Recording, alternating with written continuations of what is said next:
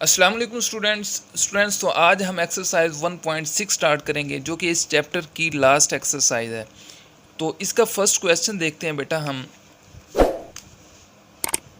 Use matrices if possible to solve the following systems of linear equations by inverse method and Cramer's rule. बेटा दो methods हैं, इनके through हमने कोई भी एक बार ट्राई करना है। और फर्स्ट क्वेश्चन के बेटा ऑलमोस्ट 8 पार्ट्स हैं, तो हम कोई एक पार्ट ट्राई करेंगे। इन दो मेथड्स के थ्रू हम उस एक पार्ट्स को सोल्व करेंगे।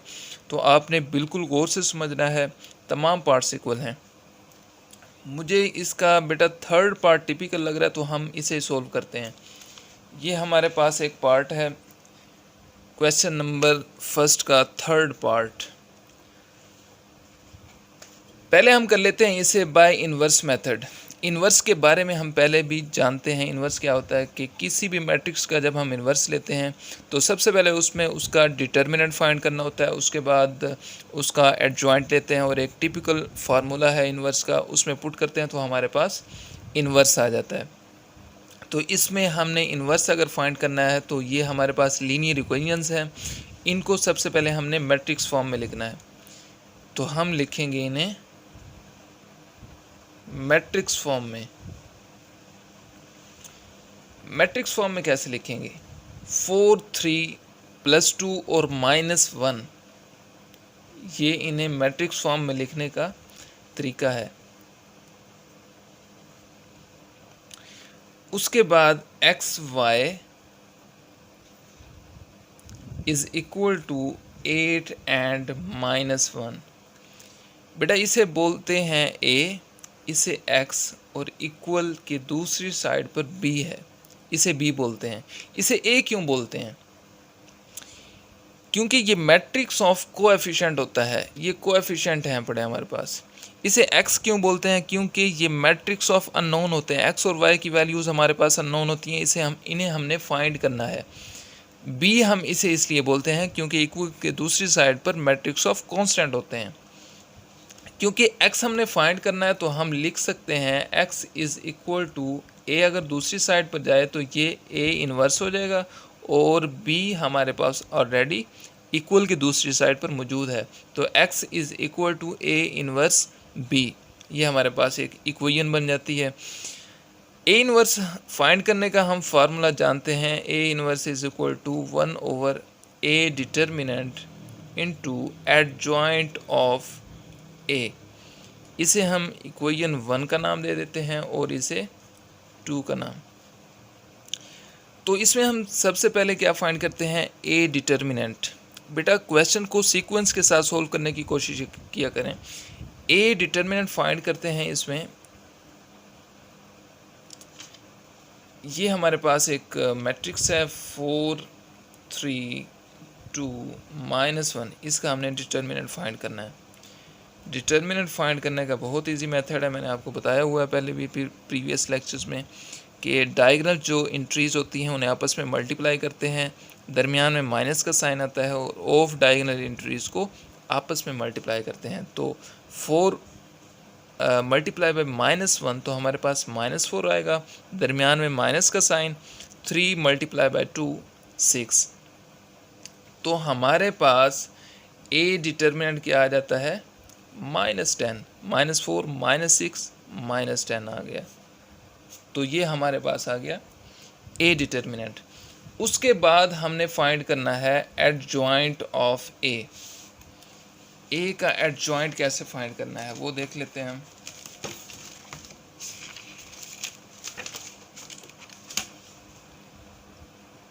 Adjoint of a is equal to, adjoint निकालने का तरीका भी मैंने आपको बताया हुआ है, तो हम दोबारा देख लेते हैं। Adjoint of A, diagonal entries जो होती हैं उनकी प्लेस चेंज की जाती है और ऑफ डायगोनल एंट्रीज के साइंस चेंज किए जाते हैं, तो हमारे पास एडजॉइंट आ जाता है। तो इसमें क्या है ये देख सकते हैं आप, 4 -1 2 एंड 3। 4 की जगह हम क्या कर देंगे? रिप्लेस कर देंगे -1 को और -1 की जगह 4 आ जाएगा और इन दोनों के साइंस चेंज हो जाएंगे, ये -3 हो जाएगा और ये -2 हो जाएगा। तो हम लिख सकते हैं -1, -2, -3 एंड 4, ये हमारे पास एडजॉइंट ऑफ ए आ गया। तो हम क्या करते हैं, पुटिंग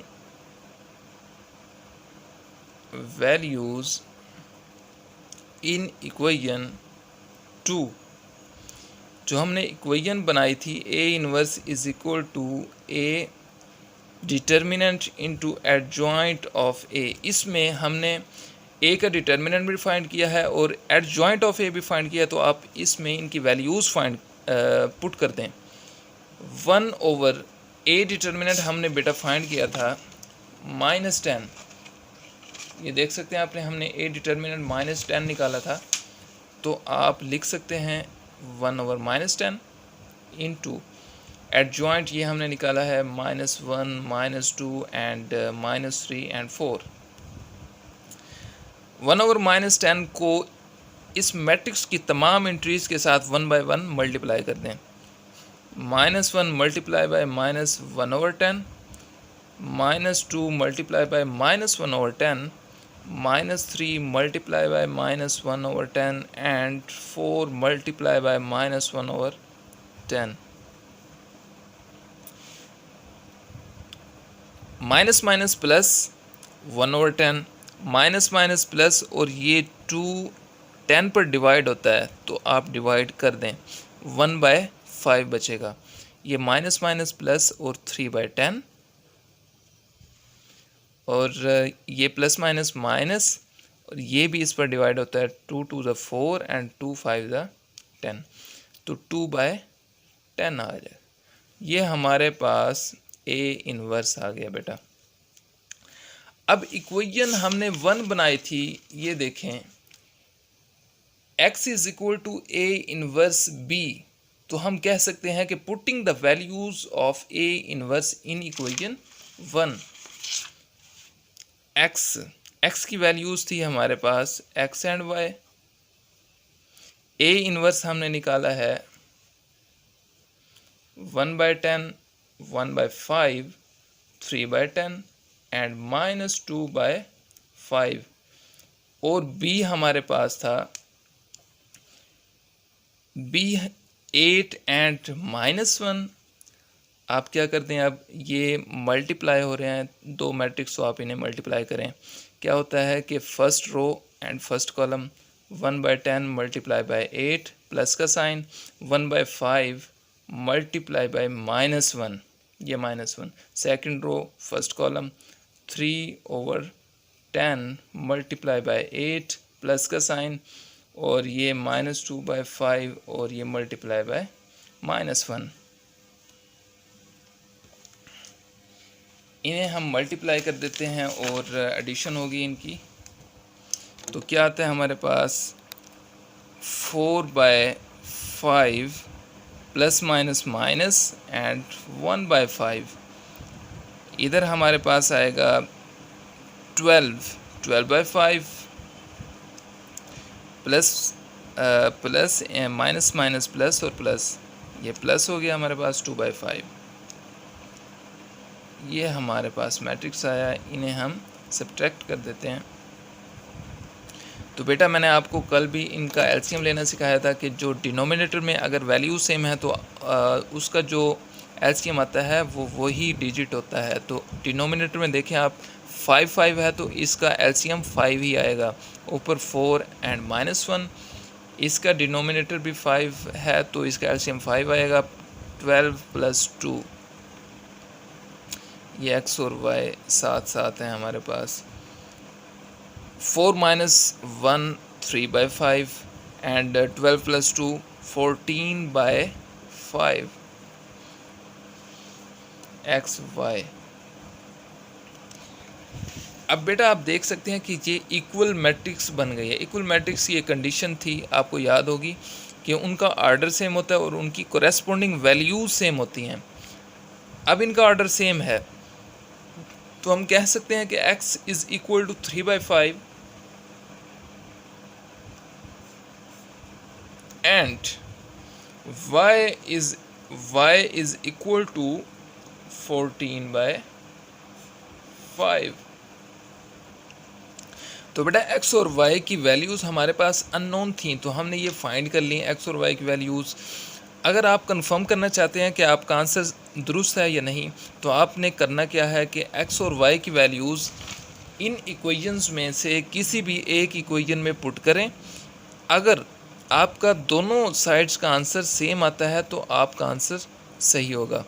मतलब कि अगर आप यहाँ पुट करते हैं एक्स और वाई की वैल्यूज़, अगर 8 आता है इस साइड पर और इस साइड का आंसर भी 8 है, दोनों साइड्स का आंसर सेम हो जाए तो आपका आंसर दुरुस्त है। इसे कहते हैं पड़ताल करना।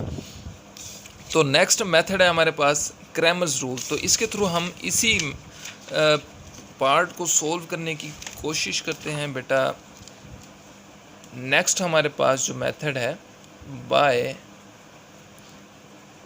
क्रैमर्स रूल, बहुत इजी मेथड है ये भी। तो हम इसे सोल्व करते हैं। हमारे पास वही मैट्रिसेस हैं, हम दोबारा उसी मैट्रिक्स को लिख लेते हैं।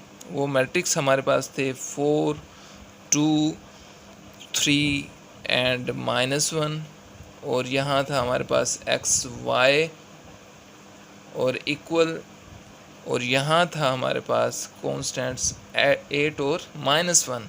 इसे हमने ए का नाम दिया था, इसे एक्स का और इसे बी का। सबसे पहले हमने करना क्या है, इसमें ए डिटर्मिनेंट फाइंड करना है। क्रैमर्स रूल में ए डिटर्मिनेंट हमने फाइंड किया 4 2 3 -1। बहुत इजी है डिटर्मिनेंट फाइंड करना। डायगोनल एंट्रीज़ को आपस में मल्टीप्लाई करें, 4 मल्टीप्लाई बाय -1 ये -4, दरमियान में माइनस का साइन आएगा, और ऑफ डायगोनल एंट्रीज़ को आपस में मल्टीप्लाई करें तो 3 मल्टीप्लाई बाय 2 6। तो ए डिटर्मिनेंट हमारे पास आ जाता है -10।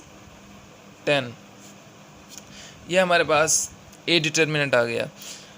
अब बेटा क्रैमर्स रूल के मुताबिक आपने करना क्या है कि आपने इस कांस्टेंट जो हमारे पास कॉलम है या मैट्रिक्स है, इसको इस ए मैट्रिक्स के फर्स्ट कॉलम के साथ रिप्लेस करना है। ए एक्स फाइंड करने के लिए आपने क्या करना है, इस बी मैट्रिक्स के एक कॉलम को इस ए मैट्रिक्स के फर्स्ट कॉलम के साथ रिप्लेस करना है, तो आपके पास ए एक्स का डिटर्मिनेंट आ जाएगा। तो सेकेंडली फिर क्या करेंगे, हम इस बी मैट्रिक्स के कॉलम को इस ए मैट्रिक्स के सेकंड कॉलम के साथ रिप्लेस करना है और फर्स्ट कॉलम सेम रहेगा। तो हम करते हैं, करना क्या है, ए एक्स फाइंड करना है। सबसे पहले हमने ए एक्स का डिटर्मिनेंट,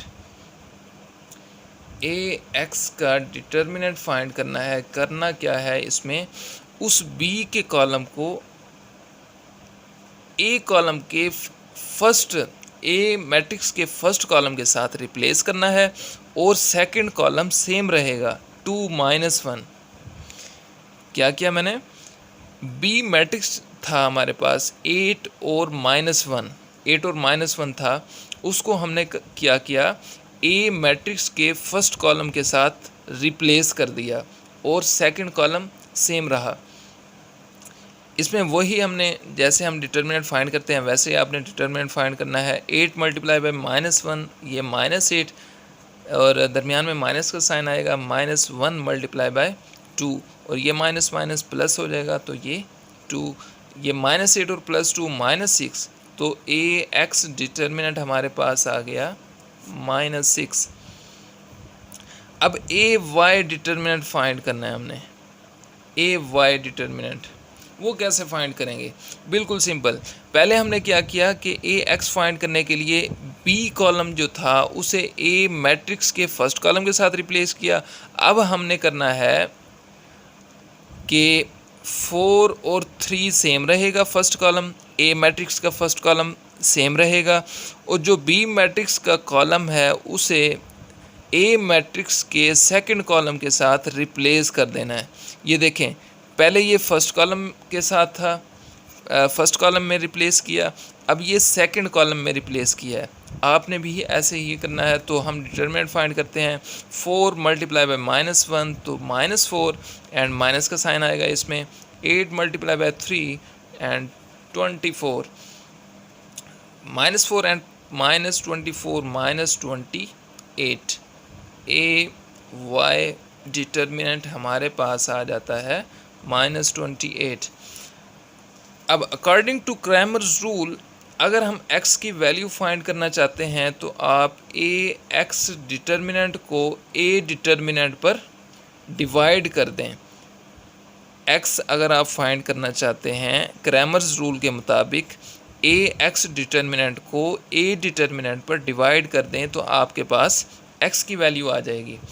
x हमने फाइंड किया है डिटर्मिनेंट -6 आया है, तो हम यहाँ पुट कर देते हैं -6। a डिटर्मिनेंट हमने पहले फाइंड कर रखा है वो था -10, माइनस माइनस के साथ कैंसिल, ये 2 3 6, ये 2 5 10, तो x हमारे पास आ जाता है 3/5। ये हमारे पास x की वैल्यू है।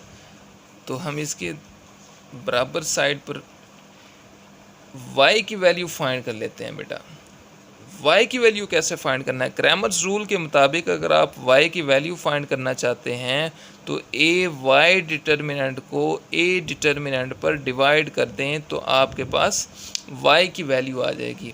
y डिटर्मिनेंट हमने फाइंड किया था -28 आया था, ये -28, और a डिटर्मिनेंट हमने फाइंड कर रखा है वो था -10।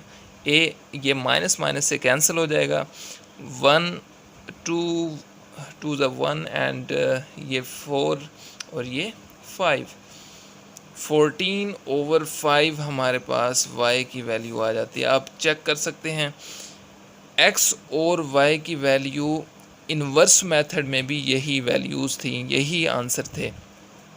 क्रैमर्स रूल से आप सोल्व करें या आप इन्वर्स मेथड से सोल्व करें तो आपके आंसर सेम आएंगे। अगर आप इन आंसर्स को चेक करना चाहते हैं तो जो इक्वेशंस हमें दी गई हैं आप उनमें x और y की वैल्यूज़ पुट करें, दोनों साइड का आंसर अगर सेम आ जाता है तो आपका आंसर ठीक है। बेटा बाकी पार्ट्स भी सेम है इसी तरह। तो फर्स्ट क्वेश्चंस के आलमोस्ट 8 पार्ट्स हैं, इसमें से मैंने थर्ड पार्ट सोल्व किया है।